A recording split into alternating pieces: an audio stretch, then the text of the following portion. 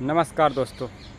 आज के दौर में जब टेक्नोलॉजी हर सवाल का जवाब देती है तो एक सवाल फिर उठता है, क्या सच में भगवान है या फिर सिर्फ इंसानों की कल्पना का एक हिस्सा है। एक समय था जब मानव ने पहली बार बिजली की चमक देखी तो उसे लगा कि ये देवता का प्रकोप है। बारिश आई तो वह रुक गया, ये इंद्रदेव की कृपा है। आग लगी तो बोला ये अग्निदेव का रूप है। यानी जब तक साइंस ने जवाब नहीं दिए तब तक हर घटना भगवान के नाम लिख दी गई। पर आज जब हमने हवा में उड़ना, पानी में तैरना और तारे गिनना सीख लिया है तो सवाल बदल गया है।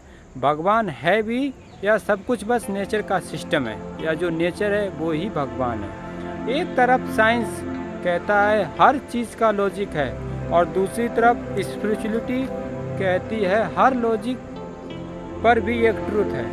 साइंटिस्ट कहते हैं यूनिवर्स एक इंसिडेंट से बना है, लेकिन सोचो अगर इंसिडेंट से सब कुछ परफेक्ट बैलेंस में बना है तो क्या कोई कार एक्सीडेंट से एक रोल्स रॉय बन सकती है?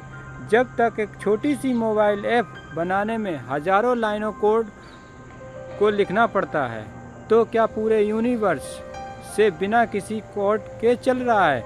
चलो मान लो भगवान नहीं है तो फिर कॉन्शियसनेस कहाँ से आई? एक डेड बॉडी और एक जीवित इंसान में सिर्फ एक सांस का फर्क होता है। साइंस के पास सब ऑर्गन्स के नाम है पर आत्मा का कोई प्रूफ नहीं, और रिलीजन्स के पास आत्मा का प्रूफ है पर साइंस उसे नाप नहीं सकता है। तो क्या सच और असच दोनों एक ही सिक्के के दो पहलू हैं? शायद भगवान मंदिर में नहीं, हमारे अंदर के सिस्टम में है। जब हम सच बोलते हैं, किसी पर दया करते हैं, किसी पर अपना प्रेम दिखाते हैं तो वही एनर्जी भगवान का रूप लेती है। भगवान शायद एक पर्सन नहीं, एक प्रिंसिपल है जो हर इंसान के दिल में बसे हुए ऑपरेटिंग सिस्टम की तरह होते हैं। जैसे मोबाइल में एक नेटवर्क होता है और उसी तरीके से भगवान हमारे जो आत्मा के अंदर होते हैं उसी तरीके से कनेक्ट होते हैं। जो जैसे मोबाइल में ऑपरेटिंग सिस्टम के अंदर सब कुछ वो कंट्रोल करता है, वैसे ही भगवान हमारे शरीर को, हमारे पूरे अंदर की आत्मा है जो वो पूरे हमारे शरीर को ऑपरेट करती है।